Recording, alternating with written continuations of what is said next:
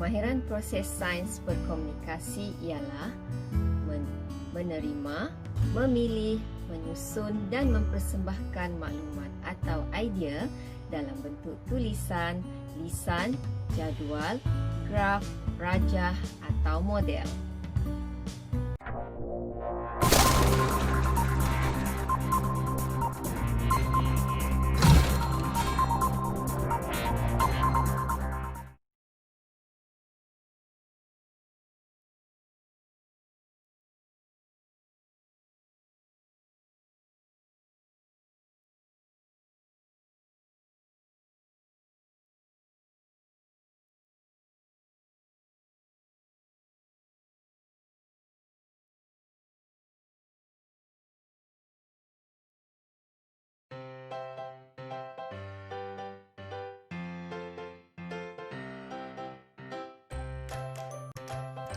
Standard kandungan 1.1 Kemahiran proses sains. Standard pembelajaran 1.1.6 Berkomunikasi. Berkomunikasi ialah kemahiran memberikan penerangan tentang tindakan, objek atau peristiwa dengan menerima, memilih, menyusun dan mempersembahkan maklumat atau idea dalam bentuk tulisan, lisan, jadual, graf, rajah atau model. Mari kita lihat petunjuk yang menerangkan kemahiran proses sains berkomunikasi. Pertama, bercakap, mendengar atau menulis untuk menjelaskan idea atau makna kepada rakan. Yang kedua, merekod maklumat daripada kajian. Ketiga, melukis, melabel dan membuat nota. Keempat, menggunakan simbol dan boleh menerangkan makna simbol-simbol berkenaan.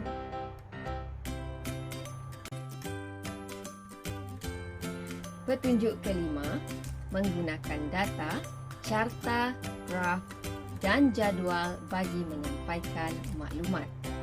Keenam, menyatakan soalan dengan jelas dan boleh memberi maklum balas. Ketujuh, menggunakan bahan rujukan daripada pelbagai sumber.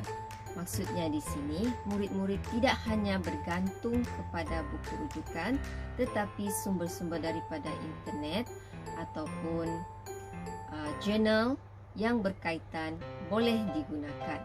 Dan yang ke-8, menulis laporan eksperimen supaya orang lain boleh mengulangi eksperimen berkenaan. Mari kita lihat aplikasi penggunaan kemahiran proses sains berkomunikasi dalam contoh 1. Kelas 3 biru mempunyai seramai 35 orang murid. Daripada 35 orang tersebut, 20 orang adalah perempuan dan 15 orang adalah lelaki. Cikgu Dian ingin mengetahui maklumat berkenaan bagaimana cara murid-murid datang ke sekolah.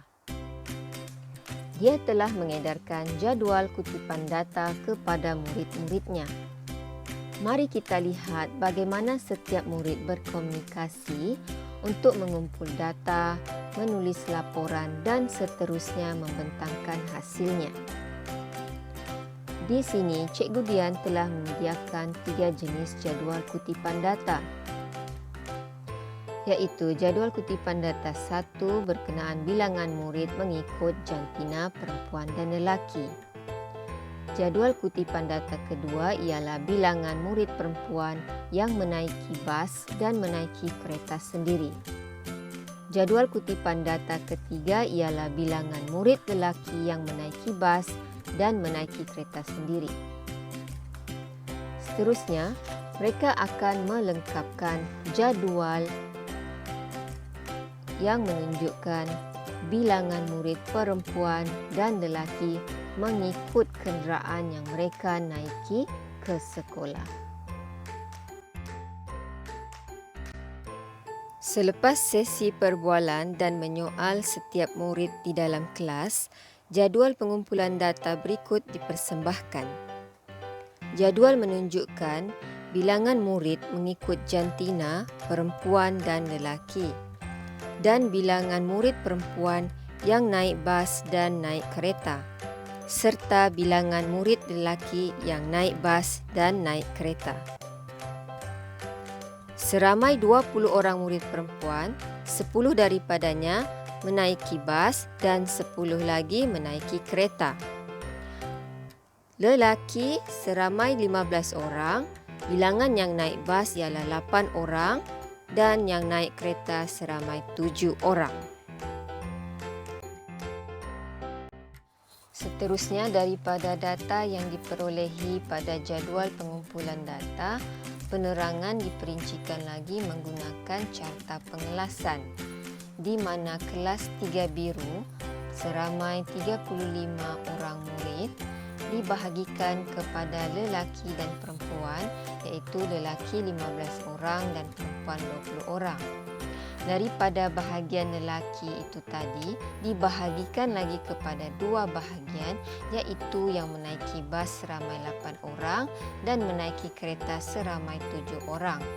Perincian yang sama juga dibuat pada bahagian murid perempuan, iaitu seramai 20 orang, 10 menaiki bas dan 10 orang lagi menaiki kereta.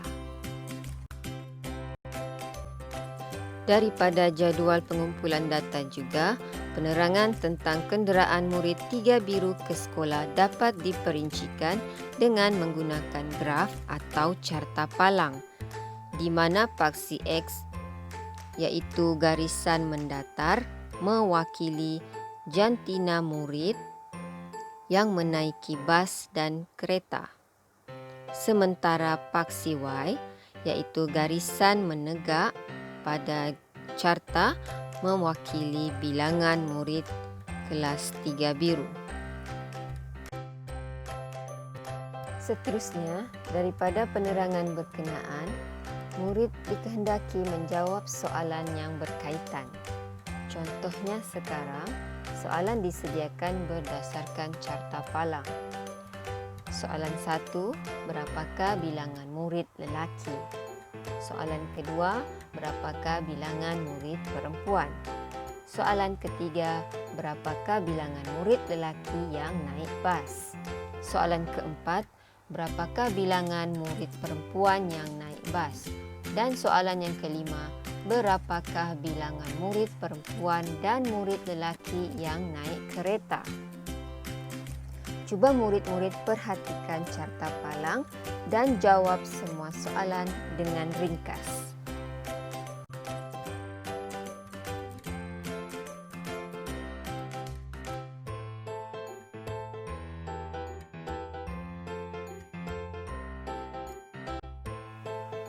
Berikut adalah contoh jawapan yang diperolehi daripada murid.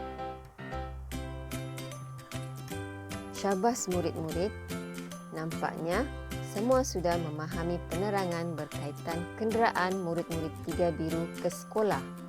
Kamu telah dapat menerima dan mempersembahkan maklumat dalam bentuk tulisan, jadual, graf dan carta pengelasan. Seterusnya kita perhatikan contoh kedua, tajuk daun. Secara individu, murid membawa 2 jenis daun yang berbeza. Kemudian murid memilih satu jenis daun dan ditekapkan daun tersebut di lembaran kerja yang telah disediakan oleh guru. Murid kemudian melakar daun tersebut dan melabelkan jenis urat daun selari atau urat daun jejala. Lakaran menunjukkan gambar daun yang menyerupai daun sebenar. Urat daun dilukis dengan betul dan dilabelkan mengikut jenisnya.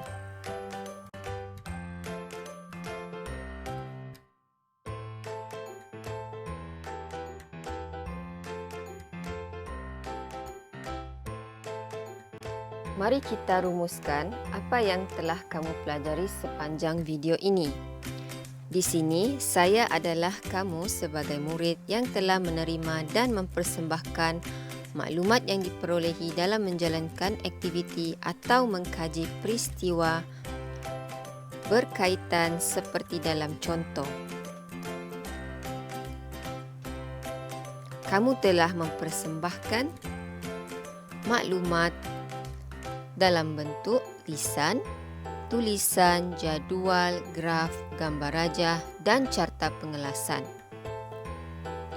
Syabas murid-murid kerana telah mengikuti sesi pembelajaran ini sehingga tamat. Cikgu harap dengan contoh-contoh yang diberikan akan menambahkan lagi kefahaman kamu berkenaan kemahiran proses sains berkomunikasi. Sampai jumpa lagi di video yang akan datang. Kekal di rumah, kekal belajar.